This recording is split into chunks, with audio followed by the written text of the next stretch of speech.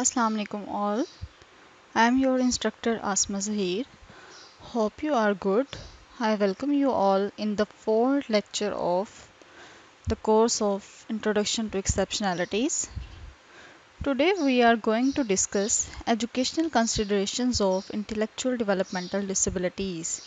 As in our previous lecture, we discussed the intellectual developmental disabilities needs, their definitions, their categories, their classification, their causes, and today we are going to discuss their educational considerations.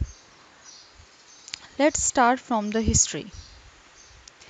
In history of educational movements for intellectual developmental disabilities, three main characters are very famous. First is Jean Ettard. Organized attempts to help children who learn slowly began less than 200 years ago, when Jean Ettard, a French physician, tried to educate a young boy who had lived by himself in the woods, the so-called wild boy of Avignon.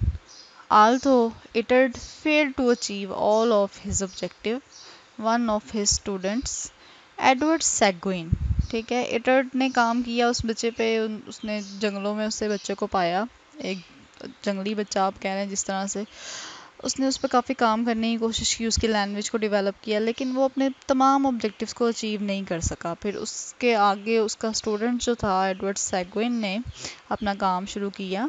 Edward Seguin later developed Ettard's approaches and became an acknowledged leader of the movement to help children and adults with mental retardation. Over the years, the care and the education of children with IDD has moved gradually from large state institutions to special classes in the public schools and within the schools to the least restrictive environment, the regular classroom. Although notable person in the field is Maria Montessori, worked with children with IDD in the physiological tradition, using what is now called sense training. Her work was so successful that her ideas were applied to the teaching of young children without disabilities.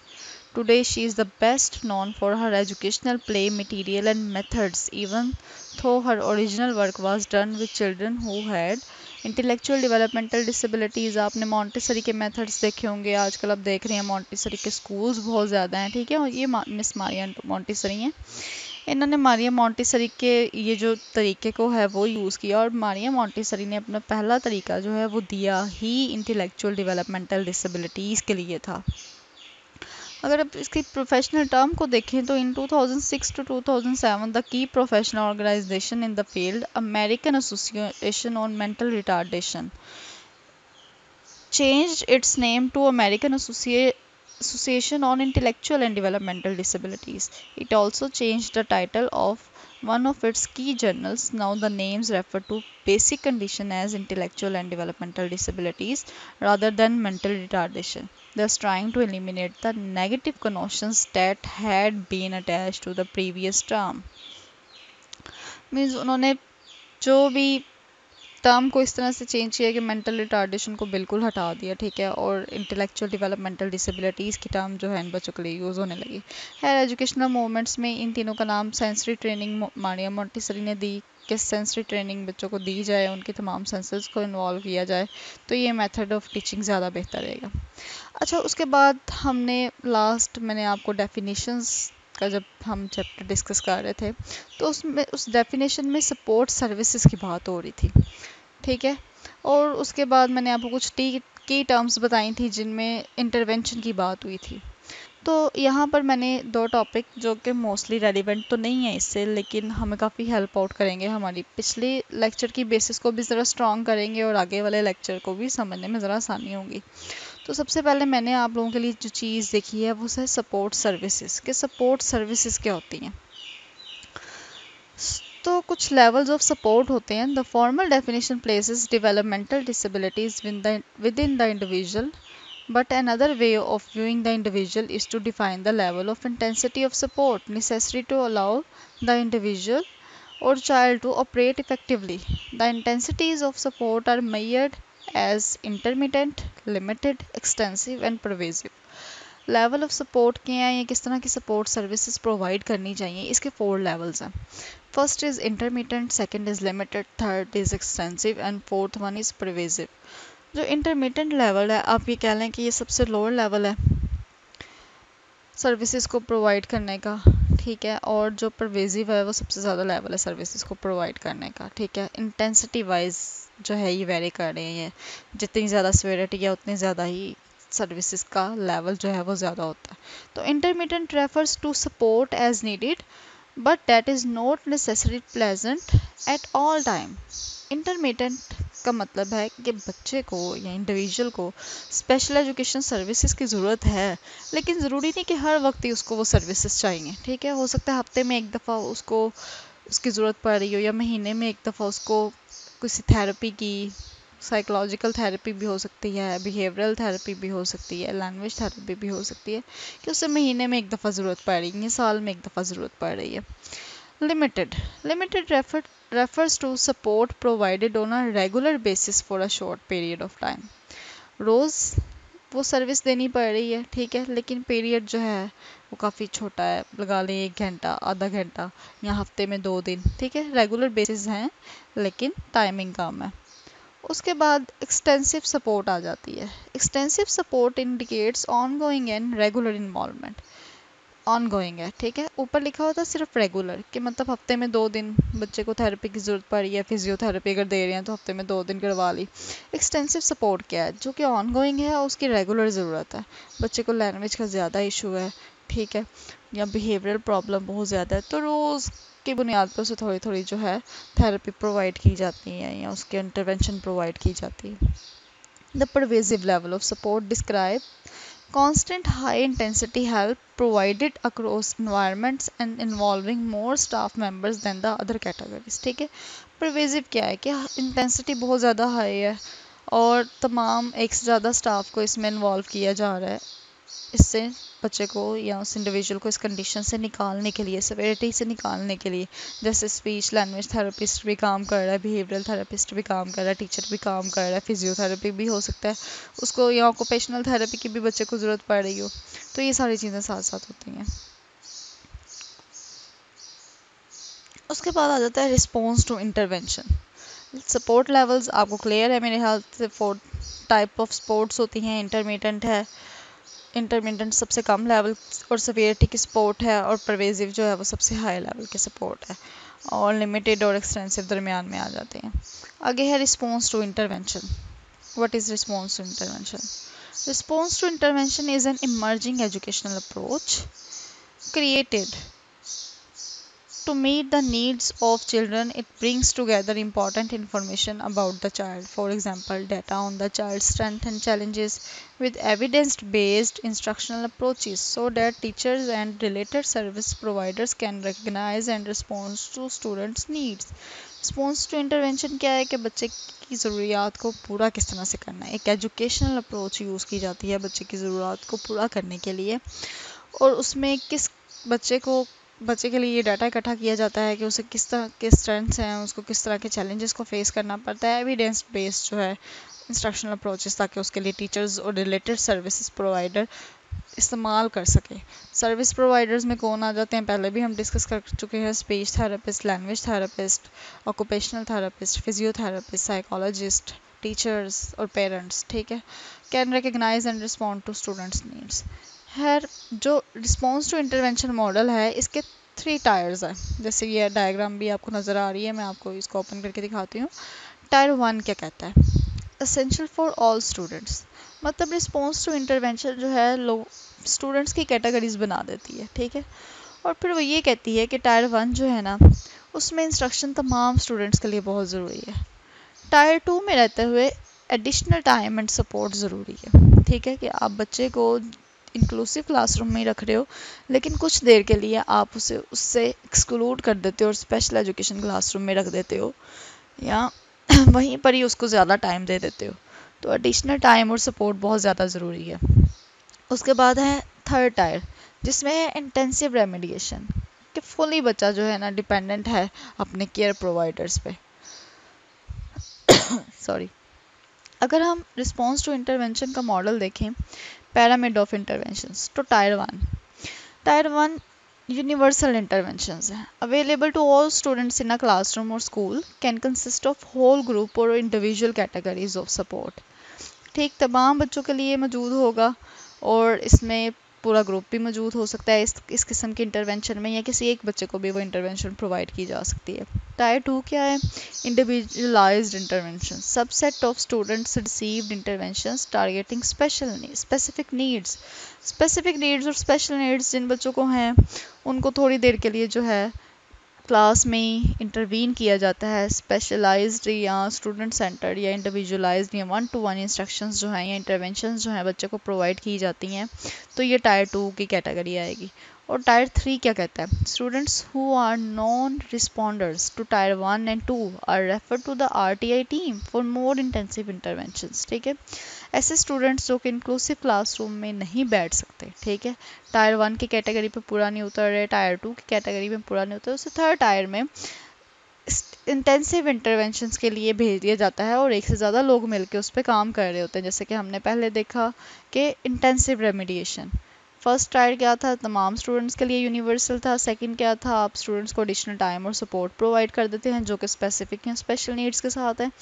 Third tier ये कहता है कि हम उन्हें totally अलग कर देते हैं बच्चों को और उन पर ज़्यादा मेहनत करते हैं, ज़्यादा लोग, ज़्यादा प्रोफेशनल्स इन्वॉल्व होते हैं। ये था रिस्पॉन्स टू इंटरवेंशन थेरी। हम नेक्स्ट अब चलते हैं अपने एजुकेशनल कंसिडरेशंस की तरफ, या एजुकेशनल कंसर्न्स को हम पहले देखते हैं कि एजुकेशनल कंसर्न्स जो हैं वो क्या हैं हमारे। ठीक, in general, the focus of educational programs varies according to the degree of the student's intellectual disability or how much support the student requires.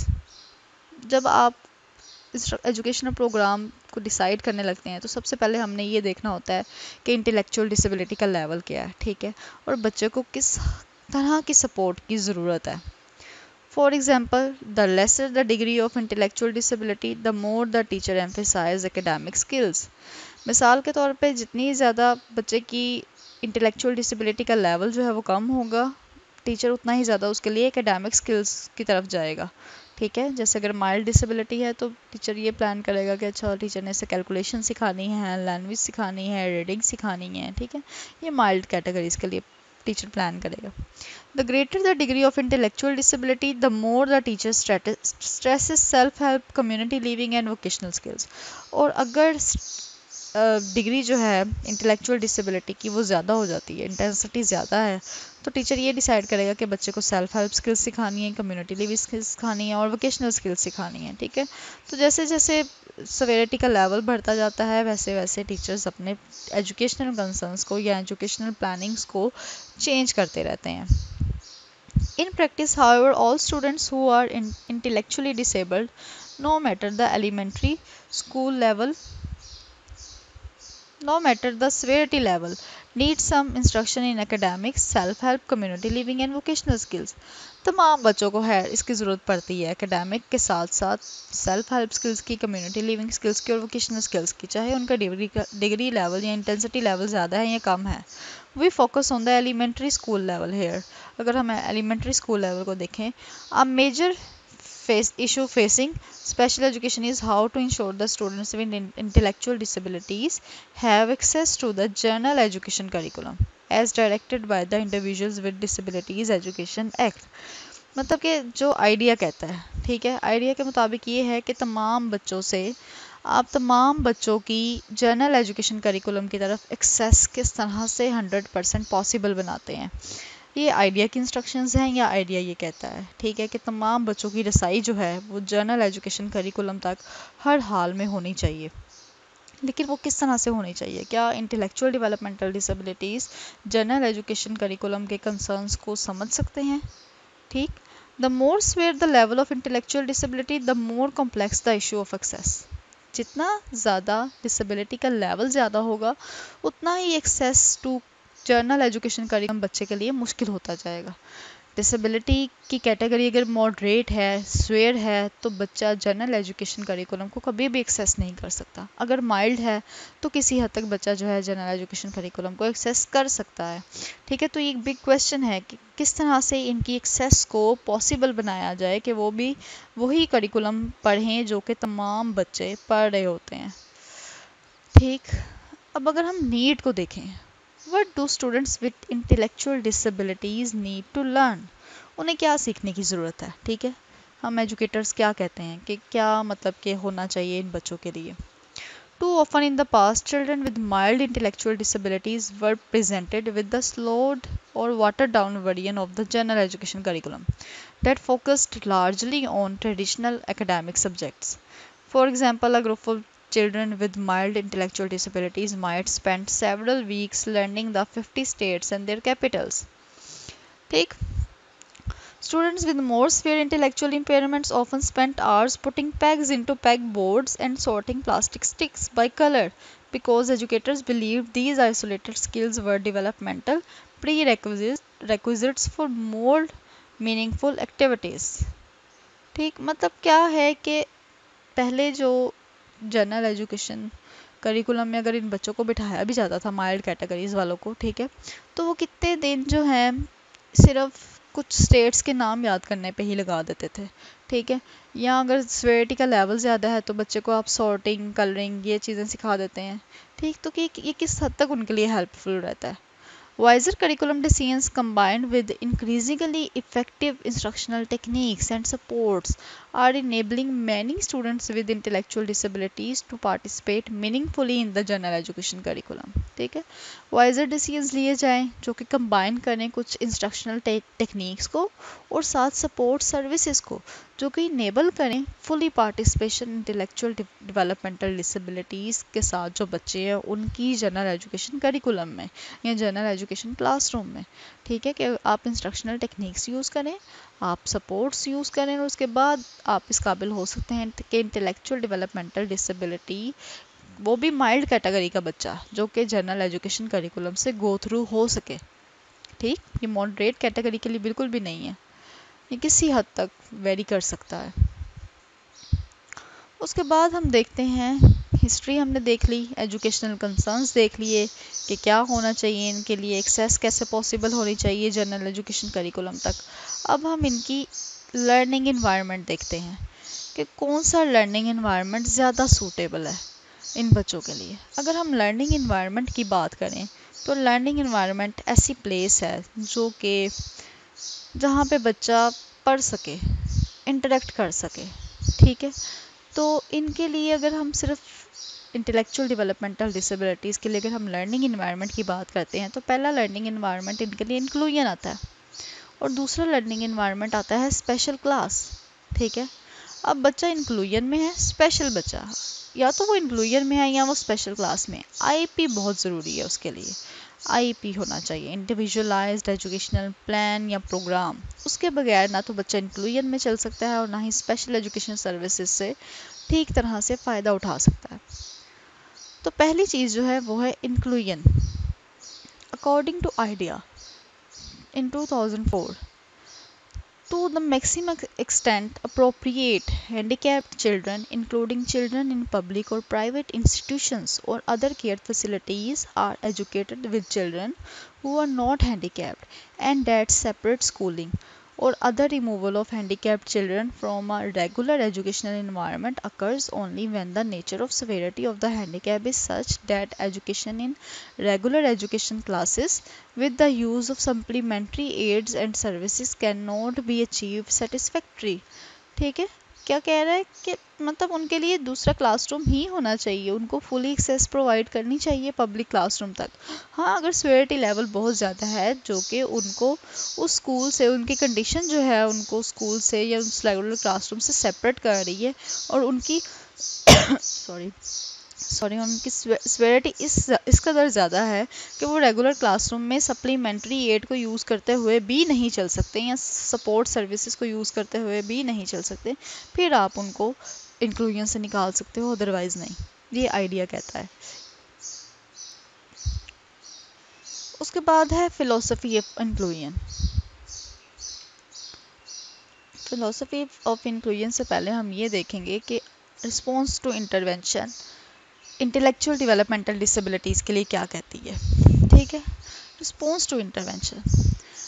First tier इसका क्या कहता है कि the inclusive classroom attention still needs to be given to ensure that the key lesson elements have been mastered and additional practice is needed for these children so that they don't fall behind and become confused and discouraged.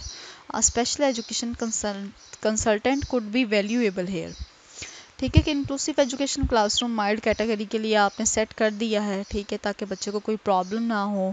आप हर वक्त उसके साथ हैं। आपने एक special education consultant को भी अपने साथ हायर किया हुआ है, आप उसकी सर्विसेज ले रहे हैं। ठीक, तो ये पहला टायर है।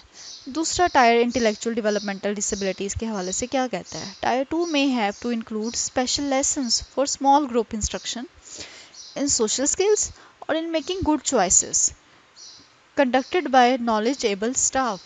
These choices will necessitate removing children for a for a time for this special instruction.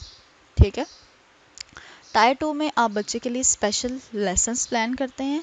Small group instruction भी हो सकती हैं, अगर एक से ज़्यादा बच्चों को उसकी ज़रूरत है। इंडिविजुअल इंस्ट्रक्शन भी हो सकती हैं, जिसमें आपने बच्चे को सोशल स्किल सिखानी है या फिर उसे चॉइसेस को मेड करना सिखाना है, क्योंकि ये बच्चे अपने लिए चॉइसेस भी खुद नहीं कर सकते हैं।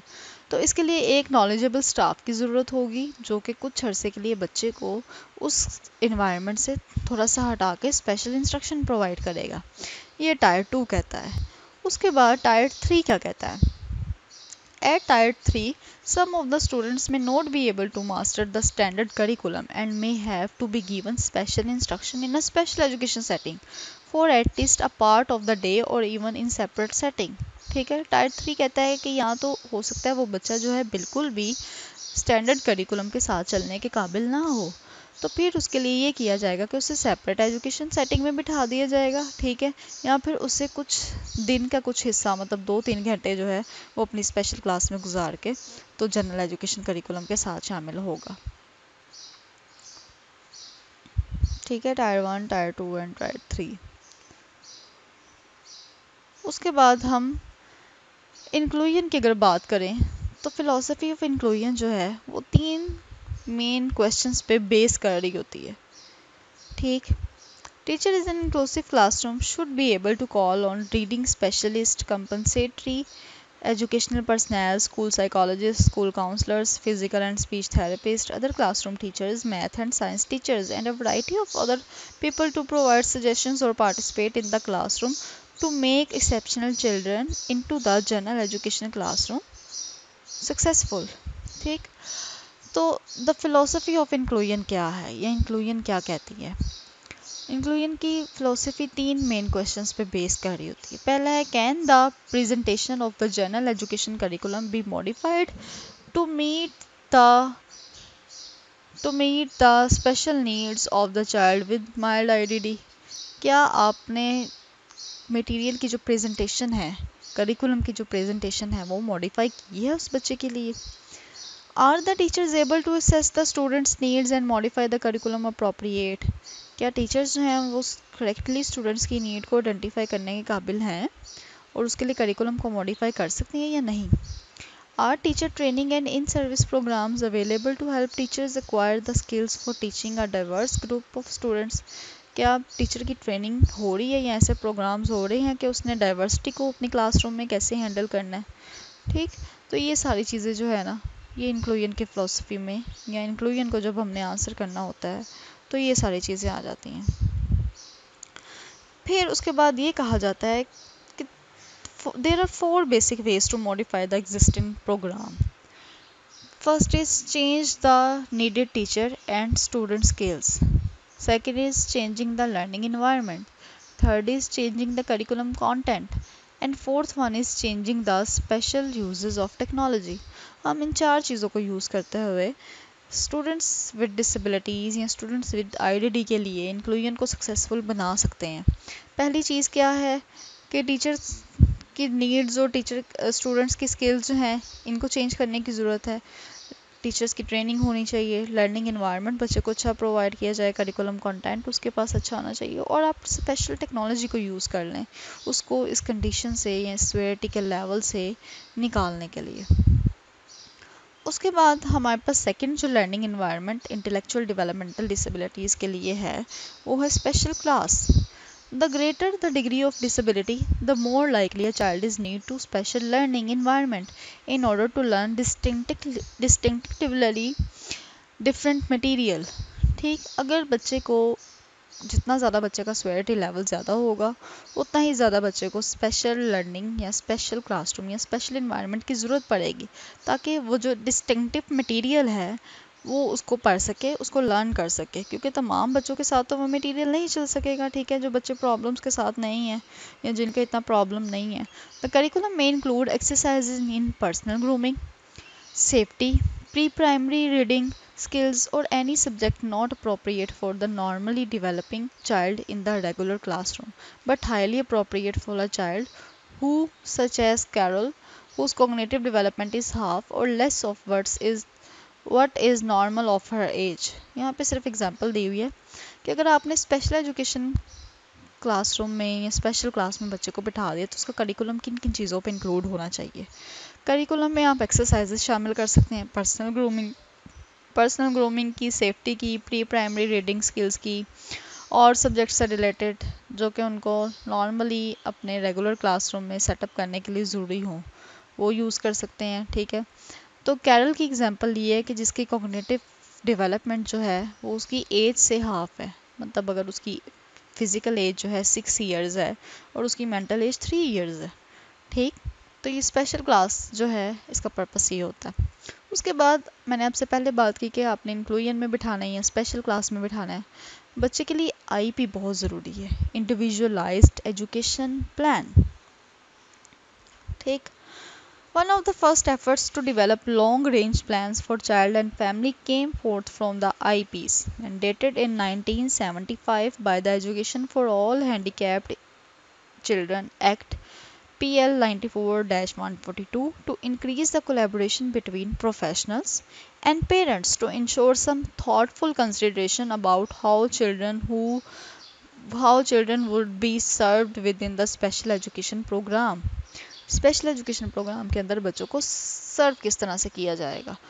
ठीक है, one of the major changes in the educational planning for children with disabilities is that instead of focusing on their deficits and disabilities, we now wish to document the developmental and personal strengths of each student to plan the most effective educational intervention। Students with limited verbal proficiency may be able to express themselves through dance or through other arts, or they may be relatively proficient in working with hands as in carpentry। Clear? अच्छा, IP के जो कुछ goals हैं वो मैंने आपके साथ discuss कर ली हैं, बल्कि मैं पहले ही बोल गई हूँ। One of the major changes in the educational planning for children with development disabilities is that instead of focusing on their deficits and disabilities, we now wish to document the developmental and personal strengths of each student to plan the most effective educational intervention। ठीक है, educational intervention teachers का काम है, वो provide करते हैं।